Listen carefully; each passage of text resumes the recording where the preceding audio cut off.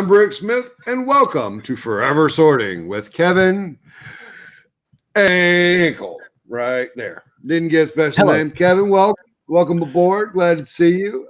It's been a millennia since the last time. Did you hear that? Or was that just me? There was something there. Okay, all right. I heard a clump. A kid somewhere in this house fell down somewhere. Okay. Hey, it has been a long time. Quick, welcome, StreamYard, the greatest StreamYard duck. The greatest streaming platform on the face of the planet, and a sponsor of Forever Sorting. Yes, public service announcement for all of our friends. If case you have been living under a rock, or maybe you haven't heard, or maybe because surprisingly there are people that haven't heard. I know. Our tried and true platform of choice for live streaming here on YouTube, Google Hangouts, is being discontinued as of August 1st, which should have already happened. You know what I say? You know what I say to them? What do you say to them? You know what I say to Google's Hangouts? To Google? Yeah. There it is. Right there. Just do better. So in case you didn't know that, and like I said, we're already, by the time you guys are watching this episode, we're already into August. Yeah. If you're like, what in the heck? Where did Hangouts go? I can't find the button. I can't click on things. It's because it doesn't exist anymore. Video killed the radio star. Yeah. So we've been experimenting as a pocket of the community with this service called Streamlabs. It seems to be super awesome. Does a lot of super awesome stuff. You said Streamlabs. This is StreamYard. StreamYard. Before I add more confusion. StreamYard, we've been experimenting with StreamYard, and we have been, I think, collectively very pleased. So check it out. It's free. Obviously there is pay for upgrading available, but it's free. It does the job. It has a lot of really cool features, as you guys are experiencing right now with this program. So yes. Wait, no, this way. That's my name. Yeah, look at that. Neat, huh? Yeah. Watch this, folks. Shasha. And then, it's now this is our actual sizes right here. Yeah. Do you think I could take the ring to Mordor?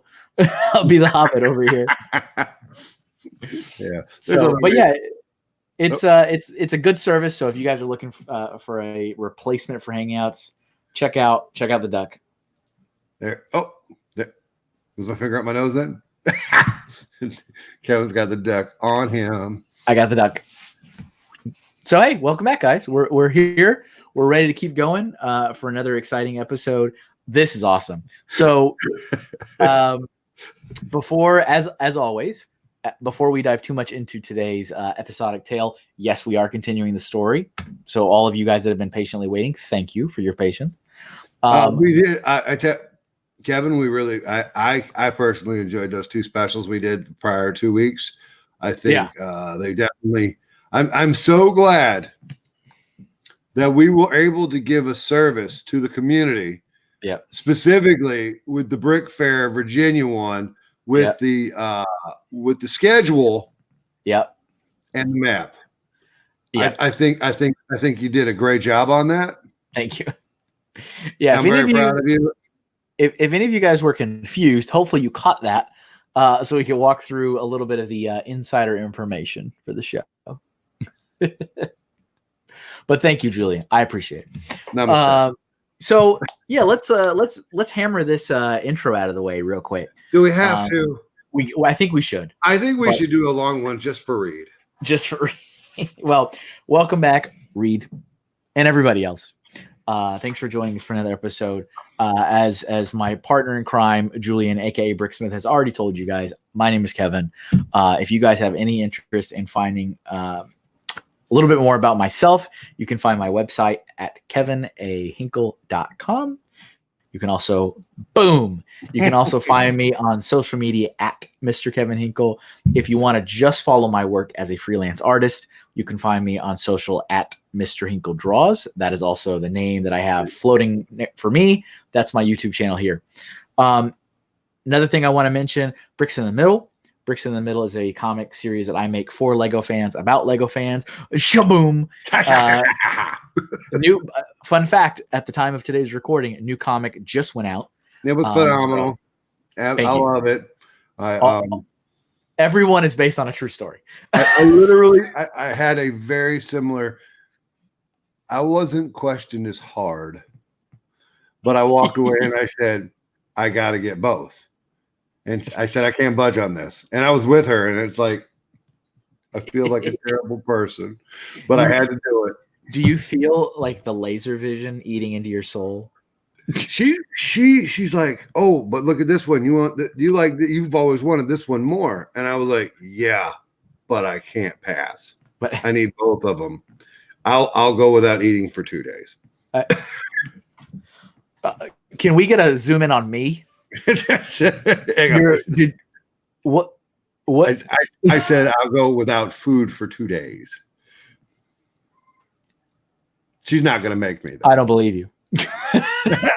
Good point. Hey, future banner. Hashtag I could eat. Future banner. Banner. Okay. Just for the future, for streaming in general. Yeah. Have it on the ready. Yeah. Bricksmith in general as a brand has a small Rolodex of sayings. He does. We need to have on the ready. Yeah. So I'm glad you. Real time, everybody. I'm glad you could appreciate that comic today. I did. It wasn't. Yes. She does not break balls as hard as, say, an average. He's an A-fall. God bless her, and I appreciate that. She's like, look, honey, you've been looking for this forever. It makes a difference when your significant other, whether that's the husband, the wife, or girlfriend, boyfriend, or whatever, is into the same thing. Sure. It makes a little bit of a difference. Just a little bit. Just a little bit. But as always, just a little bit. I gotta get more familiar with which way I'm pointing. Yeah, I look the wrong way when I'm trying to not look at you. See, this is like completely the opposite direction of where you're at on my screen. So, but now it looks like I'm talking to you. We're gonna do the whole episode just like so. Yep. What I did. Well, really? I mean, that's like traditional interview almost. Yeah, almost style. It's just too bad the rooms don't look the same. What if we squeeze them together? So how you feeling, Kevin? I'm kind of.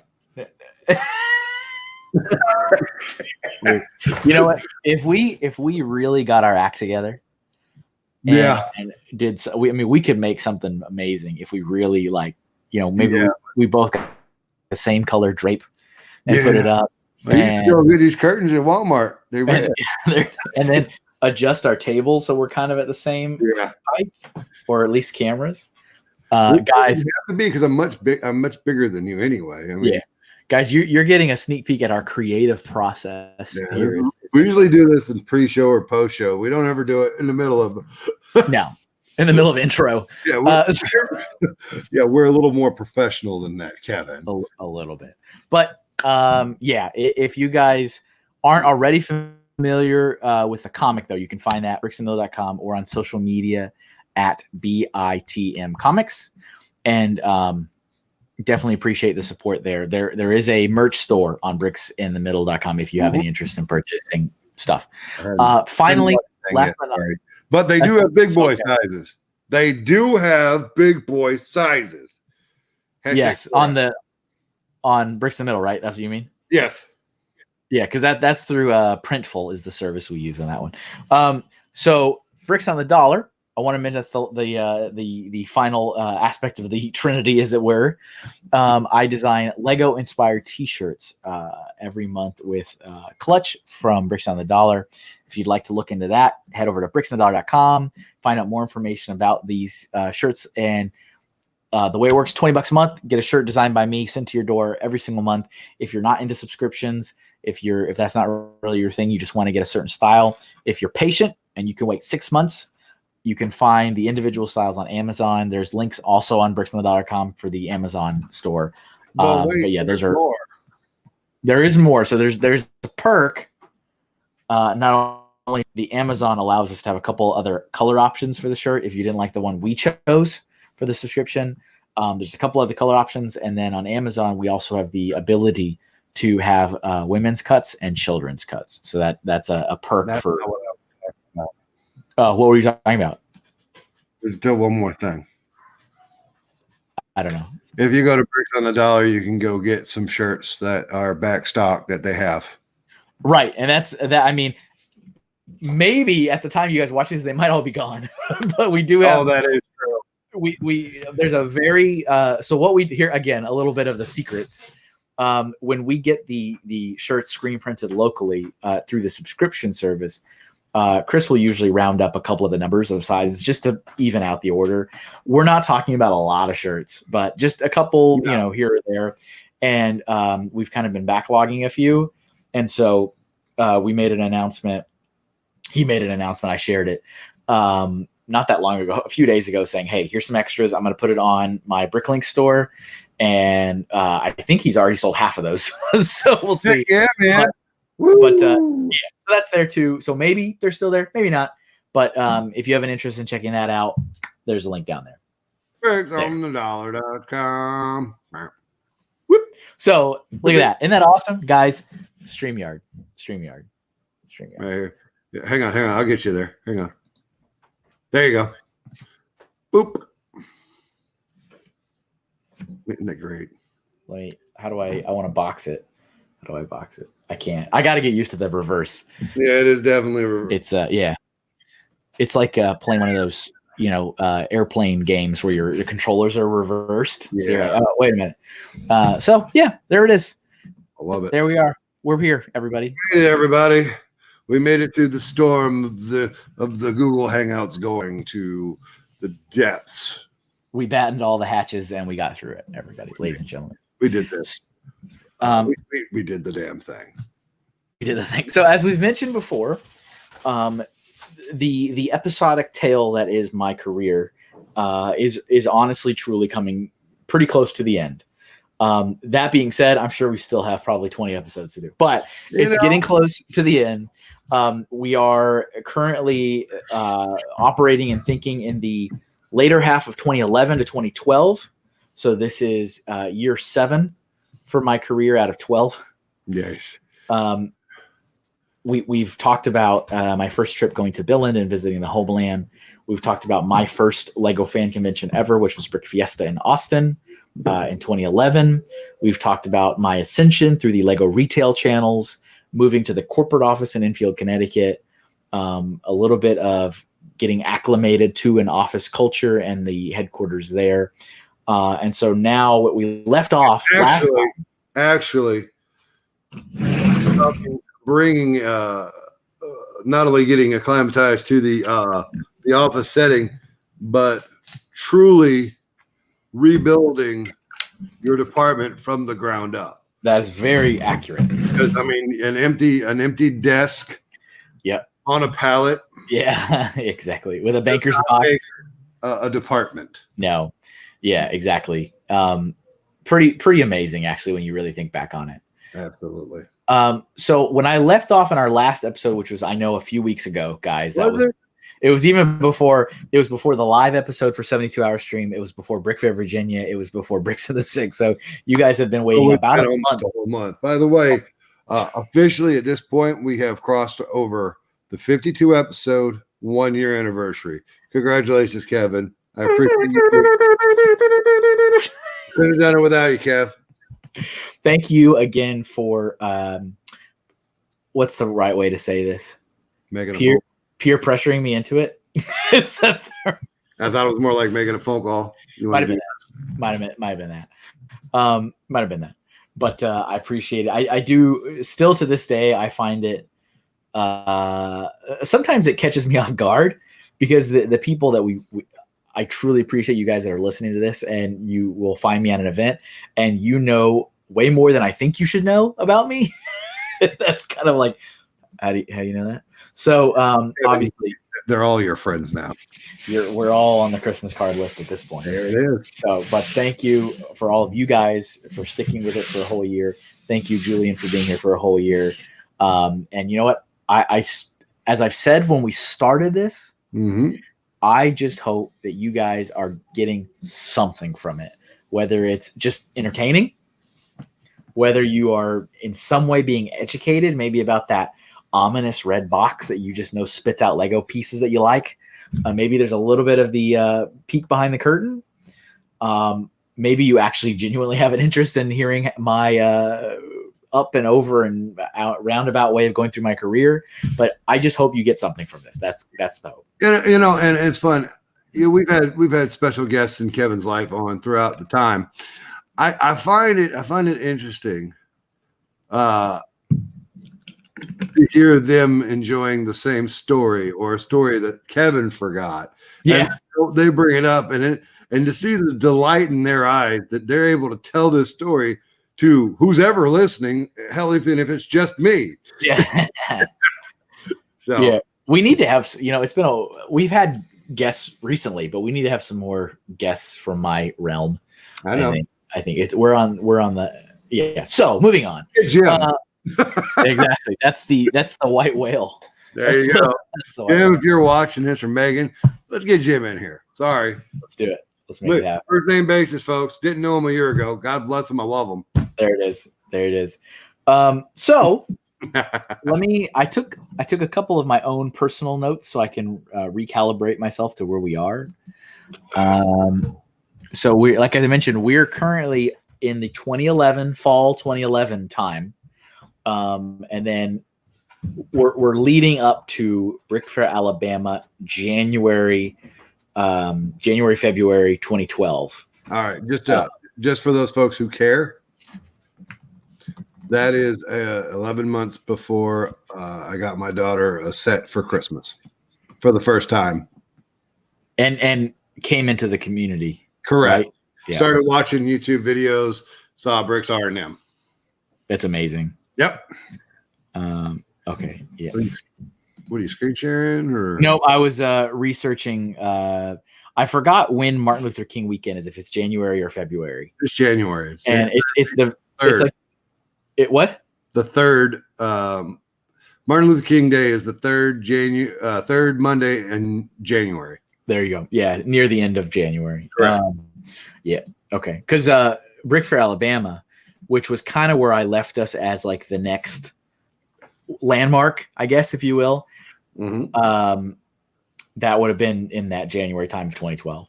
Yeah. So, but there's a little bit of stuff that happens before that. Not a lot, but a little bit that I want to talk about today. One of these things is kind of important because if you guys listen to our special Bricks in the Middle episode, where we talked about how that idea was born, I shared a story about sharing a taxi ride with Jim in which we came up with the name of the series. I'm going to talk about that today. So, are you telling the same story twice? No, I'm not going to talk about that conversation, but right. I did not explain at all, as far as I recall, what the heck we were even doing in New York. I think I even mentioned it as a sentence. Yeah. And you said not to be too spoilery. Yeah. So see, here we are. Okay. So also, side note, go back and watch that one again if you're confused about what we're talking about. Timestamp that one. Yeah. Somebody in the comments. I'll pin it to the top if you go timestamp it for us. Yeah. That was our special Bricks in the Middle episode. So those forever sorting heads, do what you do. Forever I know you're listening. Thank you. Thank you for what you guys do. What? Sorting heads. Forever sorting heads. Thank you for your service. Thank you for your service. Yeah. So something that was, again, was hitting me in this process. I mean, I'm getting used to being a community manager, and as you guys know, you guys are part of the community. There's a lot to consume about fans, a heck of a lot. And so that is just flying and hitting me in the face every day, right? Like, I'm like, okay, now I need to know this person. I need to know that lug. I need to know that event. I need to know that club. I need to know this person. I need to know that person. And like, this is like hitting me 1,000 miles an hour. Whereas I'm also preparing to really inherit and take over this convention, whatever, approach, toolkit, box, presence, whatever you want to call it. So something cool happens though, is I get the opportunity for the first time in my life to go to New York City. So never been. Up to this point, I'd never been. And I think I've mentioned this before, but to give you guys a sense of geography and where we are, it takes me about 3 hours to get to New York City from where I live. By train. Yeah, that's by car and train. So that is the entire duration from when I leave my house to when I arrive in New York City. It's a 3-hour excursion. I have not once ever, aside from me driving through it to move here, I have never driven my vehicle into New York City. I don't blame and it honestly terrifies me to even think about it. It absolutely terrifies me. So what I normally do is I'll drive down to the coast, New Haven, Connecticut, and just go straight down. As I mentioned before, I'm right outside Enfield, which is so far at the top of the state, it might as well be in Massachusetts. It's not like throw a rock and hit state line. Yeah, I mean, really, you could drive for 10 minutes, 15 minutes, and you're there. Wow. And so drive straight down all the way till you hit to the beach, and that would be New Haven, and that drive is about an hour. Mm-hmm. And then from there, that's where I park my car and get on a train from the New Haven train station, and that will take me into Grand Central in the heart of downtown New York City. So that's the only way to do it. I'm sorry. That's what? That would be the only way to do it. I'm sorry, because like I've driven past, or I don't know what I've done. Anyway, I don't know what I've done. That's a new one. I will say that the experience. I mean, maybe this is a little different considering it was my first time, but when I got there, by train, and you just emerge into this like sea of skyscrapers, is such an incredible experience. It is a little different when you're kind of driving into it, because look, there's this whole skyline before you, right? And you're seeing it, and it's like kind of small, and it just gets bigger and bigger and bigger. And like there's this build up. When you're on the train and you're going from New Haven to Grand Central, yes, you're outside, you're seeing water, you're seeing whatever towns, but eventually it gets to a point when it just gets dark. So eventually you kind of go underground, and it's so far away. Like I want to say it's maybe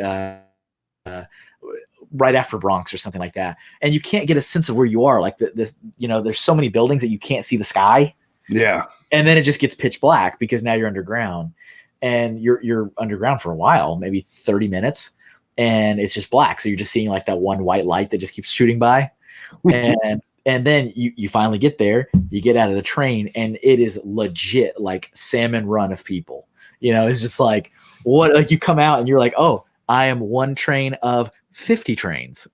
And where it's like, and there's just like, I mean, I can't get over it. It's a great thing. Everyone should.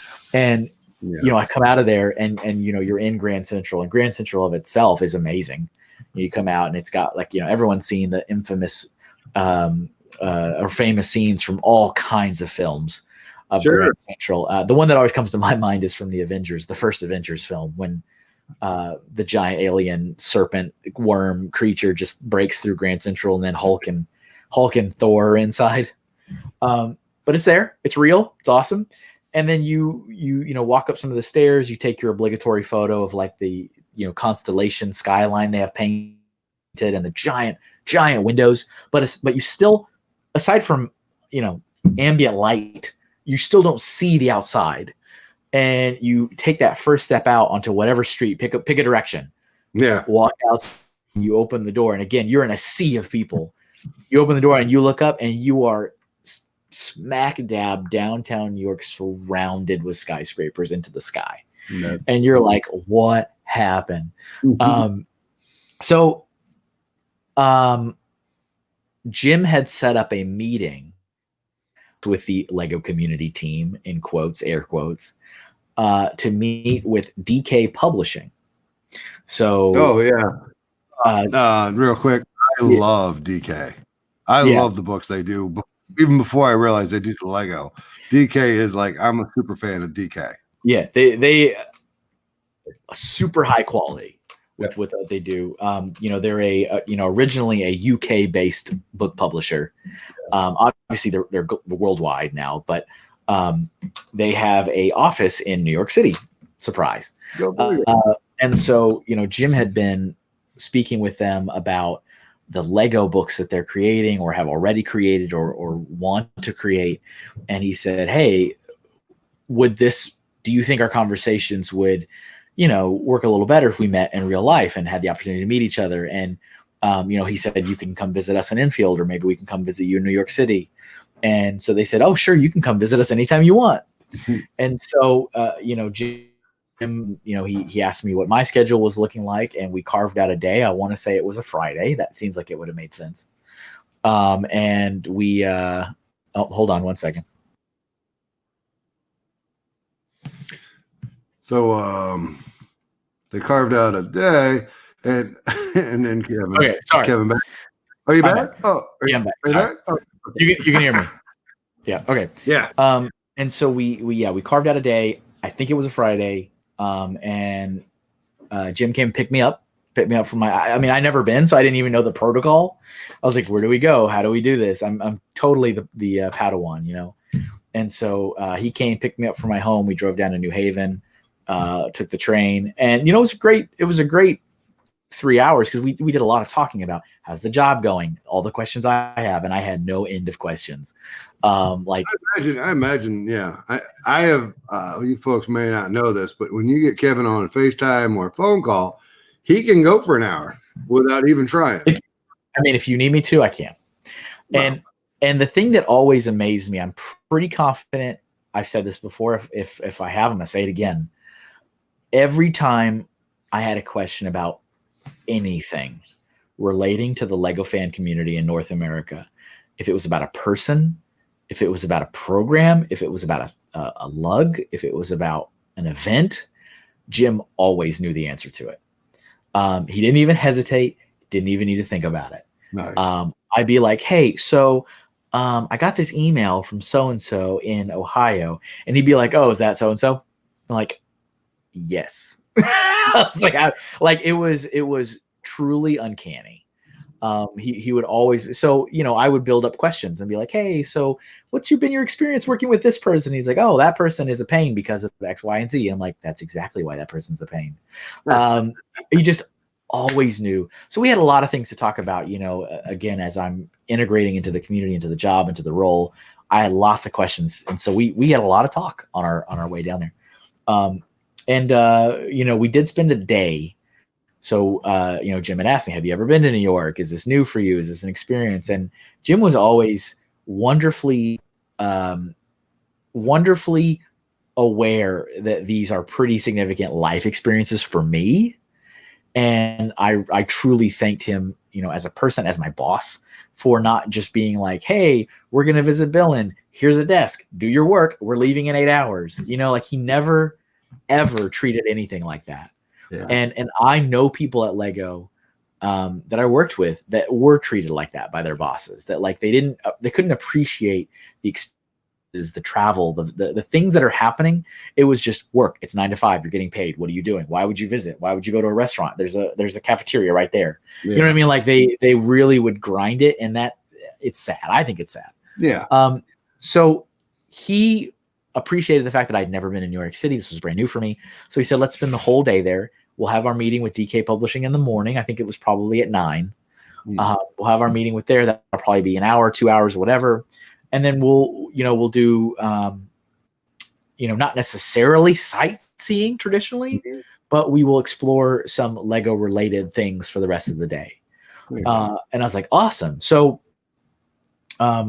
when we were taking a taxi actually from the Grand Central to where the office of DK Publishing was, that's when we had that infamous talk I mentioned in the Bricks in the Middle episode, just so you know. So that's where we connected. Nice.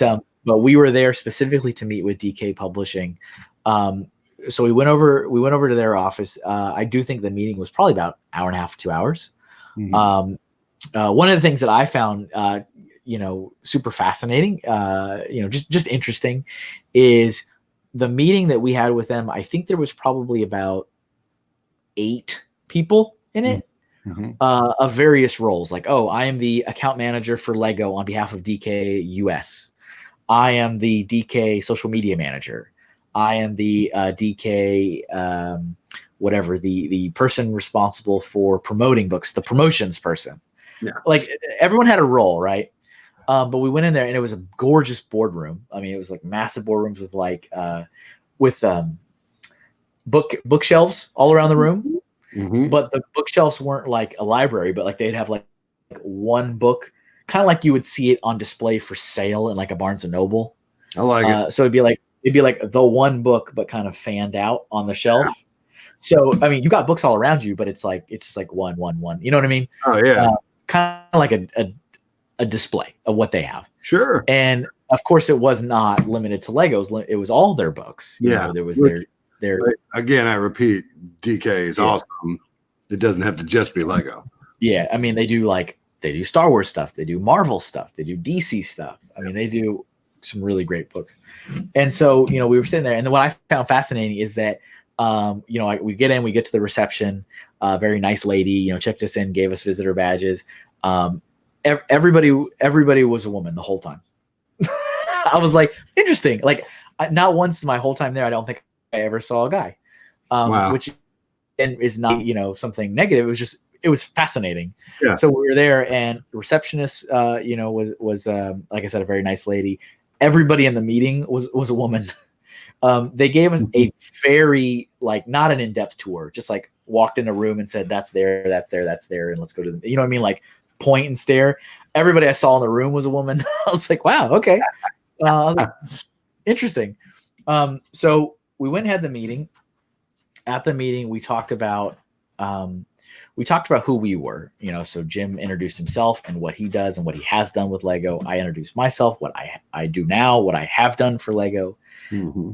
And then we talked about, well, then they shared what titles were planned to come out for the remainder of the year and the following year.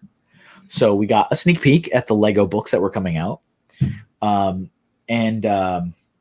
That was, you know, super cool. I was really starting to get a grasp of how in advance my knowledge was going to be. Mm-hmm. And I've mentioned this before.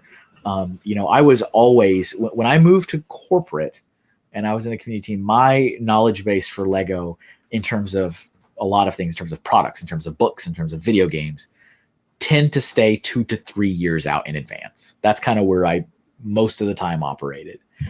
Doesn't mean things didn't surprise me. Stuff surprised me all the time. But in general, that's usually where my knowledge base was, about 2 to 3 years in advance. So I was like, wow, okay, this is kind of cool. I'm seeing secret stuff. You know, and I'd already been to Billund and got to see secret stuff there too. Yeah, I love the secret stuff. So, you know, we were looking at Lego books that people didn't know were coming out. And they just wanted to know, you know, what do adult Lego fans think of our books? And this is a reoccurring theme for the entire remainder of my time being in the community team internally. What do the fans think of X? Yeah. Like, that was, if you had to sum up every meeting I was ever in from then on, it was always, Kevin's the fan guy. Nah. Kevin, what do the fans think of this? Like, that was basically every meeting. So you essentially shaped from Lego. You shaped what the AFOLs got, or you were the voice of the AFOL, whether the AFOL knew it or liked it. 100%. Love it. Yeah. That's awesome. That's exactly what it was. Some of us appreciate you for that. Thank you. I mean, obviously, some people didn't ask me, and so they just, you know, those some decisions just happened. But any chance that I got to be, and over the years, Jim and then myself really strived to interject ourselves into as many meetings and as many other teams as we could, because we were very apparent that every aspect of the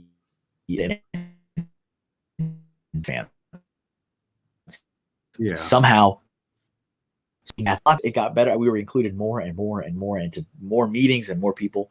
But in the beginning, we were sitting here with an external licenser with DK Publishing, and that was really fun. Like I can't even really remember the books. I think because this ended up becoming an annual tradition to go visit DK Publishing. But at that first one, I'm pretty confident. We talked about the Lego architecture book then. So this is the one that's like a black cover with the silver, like the landmark Seattle Space Needle, the Hancock Center in silver. If that one rings any bells. I don't have any idea what you're talking about, but whatever. Someone knows. Somebody knows. That's coming out like the following year at that time. And so one of the things that we suggested, so they asked us after we provided what do fans think of the books and all that, they said, is there anything we can do to make the books more appealing? Like what of course, because bottom line, folks, what do we do to sell more books? And so we said, well, there's a couple different things you could do. There's some stuff that we think would definitely drive sales. And then there's other things that we think could just in general do well for brand integration. And that was another really important thing with everything we said is how do we sell more? But then how do we make sure that the fan community feels appreciated, loved, and that this is a symbiotic relationship. We're not just trying to use and abuse them for their money. And that I need to emphasize that was our objective. That was the community team's objective. Sure. Doesn't mean the 99% of the rest of the company cared whatsoever about how fans perceived the relationship. Yeah. But that was our agenda. That was our goal. And so for just sell more books, we were like, well, make sure you have an exclusive minifigure in every book you ever release forever. That will score. Done. And they were like, okay, yeah, we've been having a lot of really good response with the exclusive. Yeah, we'll keep that out.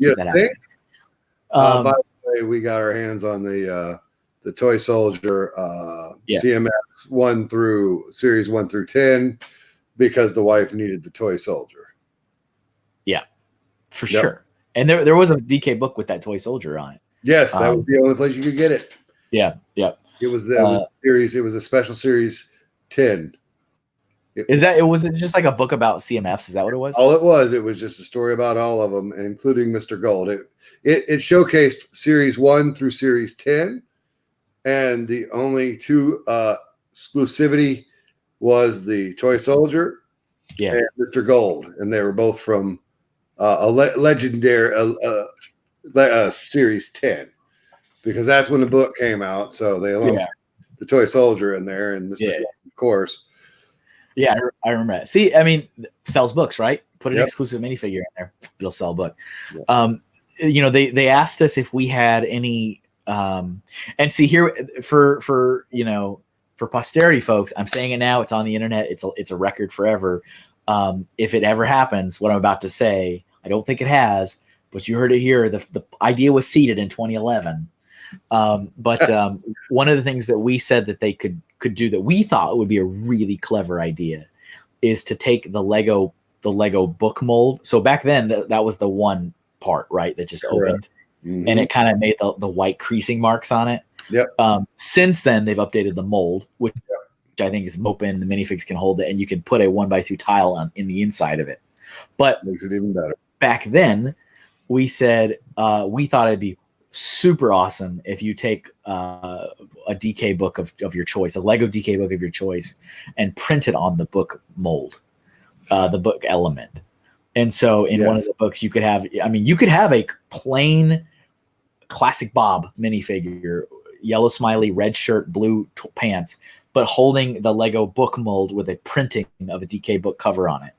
We were like, they blew their minds. That would be pretty cool. And they were like, I mean, of course, everyone in the room is like clicking their pens and frantically writing in notepads. Like, these guys are geniuses. We're like, no, we just speak fan. That's it. You just got to speak what fans like. So I like speak, and that's good stuff, man. I think, as far as I know, you guys listening, you can of course correct for the record. As far as I know, that's never happened. The closest we got to it, I think, several years later, just for promotional purposes, they got some toy photographer artist, not necessarily a Lego toy photographer art, but a toy photographer artist to take, I want to say, a Stormtrooper minifigure, and they printed a copy of the DK book really tiny. So it was just paper, just regular paper, but it was printed out to make it look like a very small book. and a toy photographer took a picture of a minifigure, Stormtrooper minifigure, reading the book like on a rock or something. And when I first saw it, when it scrolled through my feed, I was like, oh, did they finally take our idea? And I was like, nah, it's just paper. But I was like, well, so maybe one day, like I said, you guys heard it here. We did seed that, Jim and I together seeded that idea in that meeting.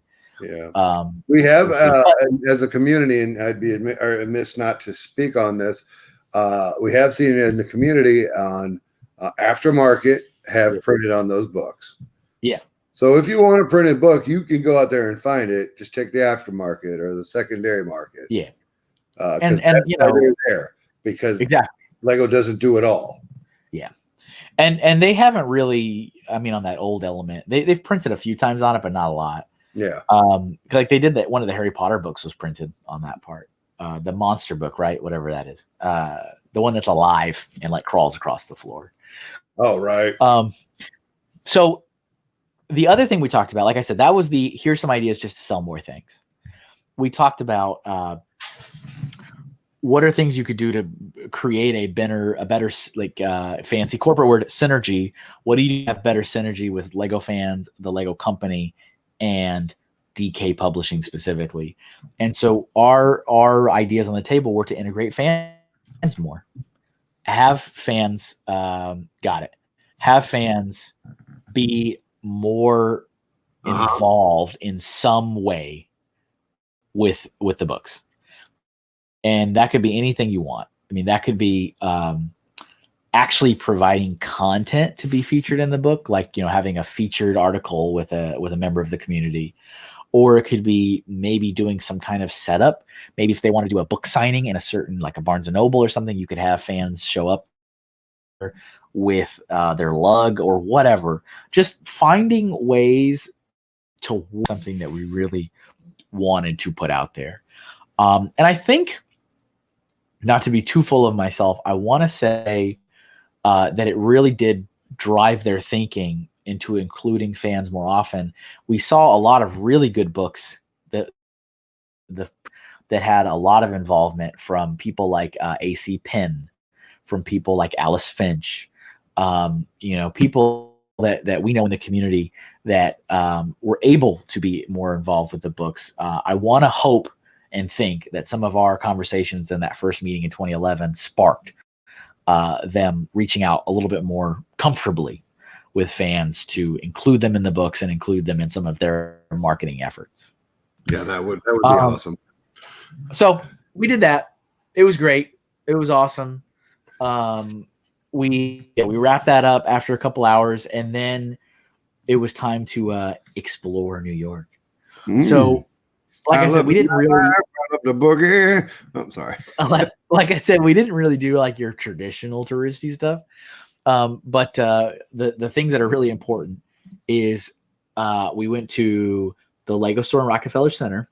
Oh yeah. Which is a flagship store. And at that time, it was the only store in New York City. The Flatiron store didn't exist. So let me cut you off before you go on. My wife has visited that store during Thanksgiving, the Thanksgiving Day, parade, the day of that. She said it was wall-to-wall people. Yeah. It's so my opinion on that store is I really love sculptures they have. I mean, any flagship Lego store, you're gonna love the sculptures. They have sculptures there that are truly iconic to Rockefeller Plaza. That's the whole point. So they take some of the sculptures, mostly like bas relief pieces that you see outside the actual building, recreated in Lego and inside the Lego store. They do have Atlas, you know, the shirtless, ripped guy holding the giant globe. They have a Lego version of him, which is pretty neat. The store is, in my opinion, like the footprint is kind of awkward. So it's not giant. It's really not. Like, I think the footprint of the store, it might be similar to a lot of the regular Lego stores you guys visit in your local area, but it's wonky because it's like cut it in half. No, cut it in thirds. Yeah. Okay. So take that footprint that you're probably familiar with your local Lego store, cut it in thirds, take one of them, raise a steep kind of staircase, because there's a staircase in the middle of the store. So you have to kind of walk That down. makes sense. It makes sense, right? And it's because of the store is on like the corner of Rockefeller Center. I mean, Rockefeller Center is a huge building, and they're on this corner. You have a street down here, and that's right there. So you got the entrance in here, very small little area, which has the queue for the registers, which of course takes up the whole area, and you've got I don't know, maybe 10 shelves of products, and then staircase down. And you can't have any product on the staircase. So it's staircase with stuff to look at, which is also kind of dangerous because it's a staircase. Yeah. So it's like, it's New York City, it's heavy traffic, it's a staircase, and there's things to look out. All of it spells disaster. Yeah. So that happens. You get down. Lego. Oh, there it is. Yeah, it's not the best. When you get down the stairs, that's when like the main entrance is with like the rotating door. Yeah, that makes sense. Put a rotating door in there. Let's take up even more space. It does. But so that's there. Kind of like hidden around the corner is their pick a brick wall. Their pick a brick wall is round, so it really isn't like it's not like going to Orlando of a Mall of America where you're like, oh my goodness, they have hundreds and hundreds of bubbles. They don't, because they don't have the space for it. Sure. So it's probably smaller than your local Lego store's pick a brick wall. But it looks big because it's super tall, but you guys know it's all fake above the first like. Yeah. Here's what you want to do. If you got somebody about 6'3", you have them put their arm up in the air, and everything above that is empty. So it goes up like 20 feet in the air, but it's all fake, and it's also rounded. For me, it's not actually. I was at the Discovery Center in Philadelphia. And I reached up because I saw a piece I wanted. I was in arm reach. I went, and it was empty. Yeah. So it's actually one under the top one that the height of the man can. I derail Kevin. Go ahead. No. Yep. If I didn't mention in some of our older episodes with the retail days, those we call them bubbles. That's what they're called. They're called big bubbles. The bubbles that were higher out of normal person reach, not Julian reach, normal person reach, did have real parts in them. So they would take the drawer. Each drawer had 2 bubbles on it. Mm-hmm. There was a separator in the middle, and then there was multiple grooves on each side. So you can take the default. It's like a mirror, right? There's a mirror on the back. Mm-hmm. The default is it goes all the way to the back of the drawer. Fill it with parts. Yeah. But there's multiple little slots, so you can move it closer and closer and closer and closer to the front of it, depending on your stock of the parts. Yeah. So the bubbles there would take those mirror backs and bring them all the way up as much as they could. So you can't really get, like, you can maybe put one large pick-a-brick cup of parts in that small of an area. Yeah. But to the untrained eye, you got a mirror, it's up high, it has real parts in it, so it looks like it's full. That's what they used to do. And then they realized, yeah. What? I ran into empty ones. Yeah, well, so that's what they used to do. Okay. And then they realized, does it make a lot of sense? I disagree with this, for the record. Does it make a lot of sense for us to essentially waste product by allocating X thousands and thousands and thousands of bricks to just sit in bubbles that nobody can take? They deemed it not. So they decided to replace the real bricks with fake bricks. So a professional photographer and graphic designer took photographs of bricks in a assorted pile, and they would crop it out and give all the stores a decal so you could stick the sticker on the bubble to make it look like parts are in it. And then I think at one point they also gave another plexi, like a semicircle thing, because the thing is, here's the problem: is you put the sticker We see it. Oh, we see it, Julian. We put the sticker on that front of the bubble, but the bubble protrudes from the wall. So if you stand under it and look up, you can still see it's clear. There's no parts in it. So then they said, oh, we can't have that. That's a poor consumer experience. So they made another like a plastic, like I said, like a semicircle thing that would sit in it with more fake bricks in it. So you would go up to it and go, oh, there's bricks in there because there's a fake sticker on the front and there's a fake decal on the bottom. And that's what you found. Is you found there's nothing inside of it. It's all fake. Let me tell you how angry I was, because I was those pictures are great. I was sold. I was like, yep. Why didn't anybody? It looked real. It did. It looks real, doesn't it? I was on it. It was on and popping. And I was like, I need those. And I went to reach. And this is half a pick a brick cup right here. When I reach in, one hand's half a pick a brick cup. So I'm like, I got this. Boop. And there was nothing. And he was not happy, folks. I can reach it. Put Lego in it. Do better, Lego. There it is. Yeah. So that when you're at the Rockefeller Center store, they have their wall, like you go down the stairs and it's kind of curled around.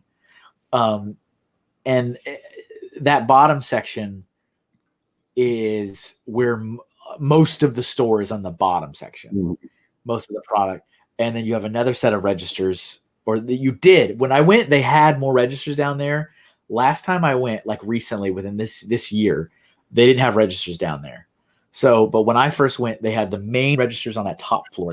You went downstairs, turned to your left, and they had another smaller register there.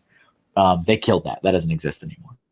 So, but as you said, as Brittany experienced, it's wall to wall. Yeah. And it's a really just awkward footprint, and it's congested. It's not like, they don't really have a lot of exclusive stuff. Back in the day, back when I went in 2011, they had the Apple polybag. So you could make this apple, the big apple, right? I remember the Apple. Yeah, so they had the Apple. I want to say that was exclusive to them, but I could be wrong. I'm almost certain it was. I know the other Lego stores didn't have the Apple. I just don't know if they were exclusive in terms of like Walmart and Target and Toys R Us and all that. But they had the Apple polybag, which had the the buildable core you could pull out, which was kind of neat. And they had shirts. So it was like I Heart New York, but brick built, which is good idea. Got to do it. Tourist. And they had keychains. So they had like a keychain with a minifig hanging on it that had I Heart New York. And of course the heart is the classic 2x2 plate with the round thing on the end of it, and you put two of those together. Yeah. You know what I mean? Oh yeah. And he does. Yeah. Yeah. You guys know. You guys of all people know. This show, you already know what he's talking about. You already know. So they had a couple.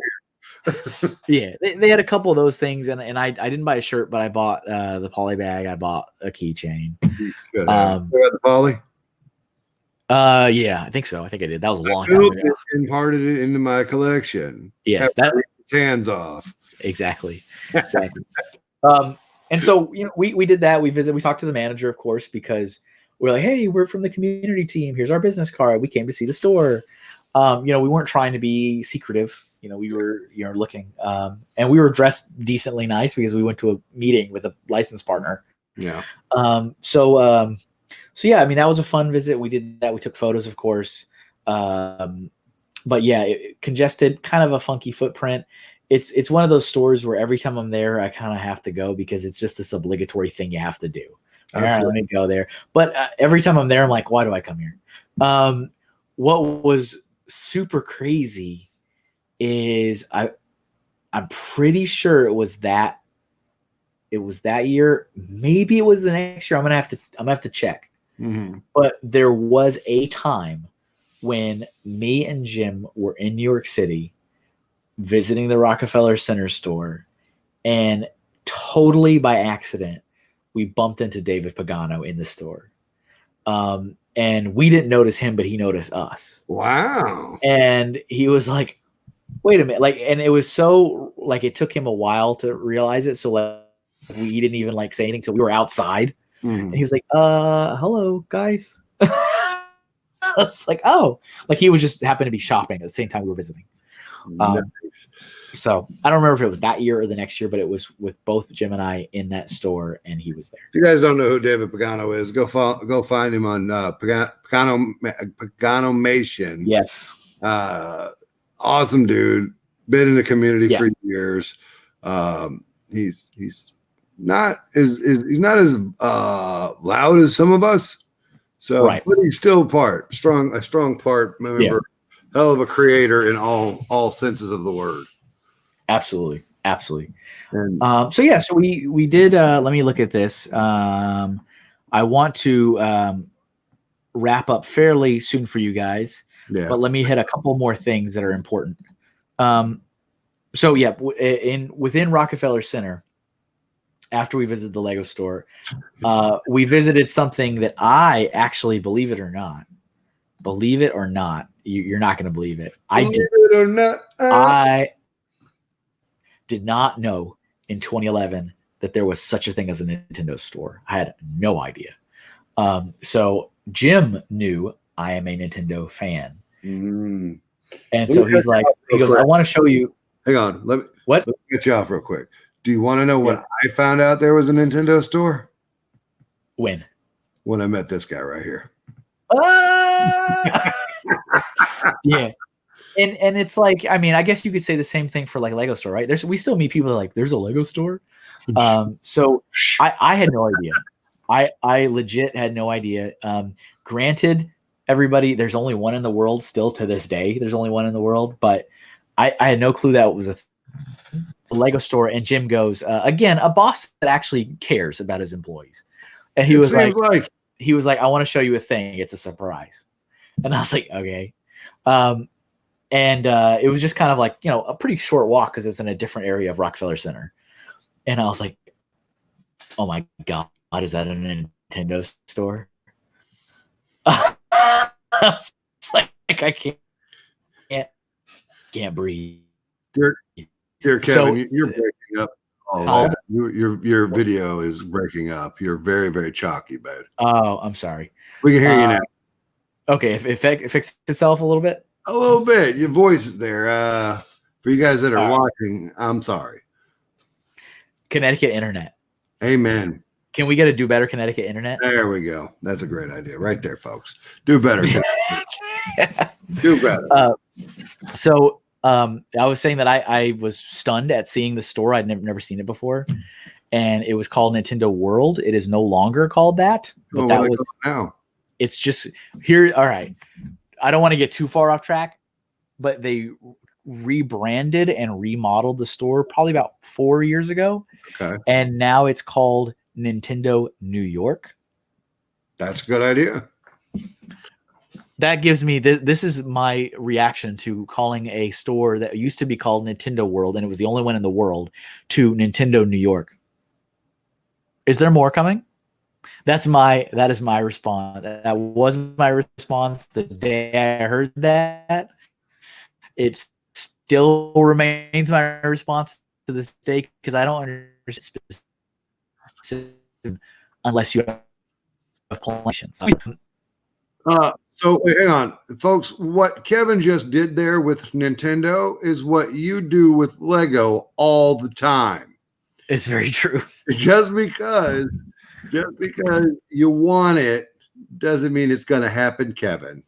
Very true. So that's Sorry, Kevin. No, just want to let you know about that. It's fine. So that was an important thing to me in my life, but that's the end of that. The other places we visited, I'm gonna run through these pretty quick. We visited the Toys R Us in Times Square. Nice. Which was like mind blowing. I was very sad when that location closed. The Toys R Us in Times Square closed years before all the Toys R Us closed. Mm-hmm. I mean, I heard the rent was insane. It was like the rent was in the millions and millions of dollars a year. And I was like, that's ridiculous. But that was Times Square. Like it was right there underneath the ball drop. Like, you know what I'm saying? Like that was where it was. And it had a Ferris wheel inside of it. I mean, So it arrive. Yeah, it was a 3-story Toys R Us with a Ferris wheel inside of it. We went and visited that. That was incredible, super awesome. We also went. It's sad. Both of these things don't exist anymore. We went to FAO Schwartz. That's my jam. Don't even. I can't lie to you. Yeah, that's my store. It was like Folks, I apologize. Really glad is that. Well, bless his heart. What am I? You are cutting in and out so hard right now. All right, guys. You know what? It's an hour. We're an hour in. I'm gonna. Here we go. Cliffhanger. I'm gonna finish next time we start. All right, that's it. That's the cliffhanger, is to figure out what he just said. So that's Kevin over there. Yeah, there's Julian right there. There you go. From all of us here at Forever Sorting. Got to fix that connection. Bye, everybody. Bye,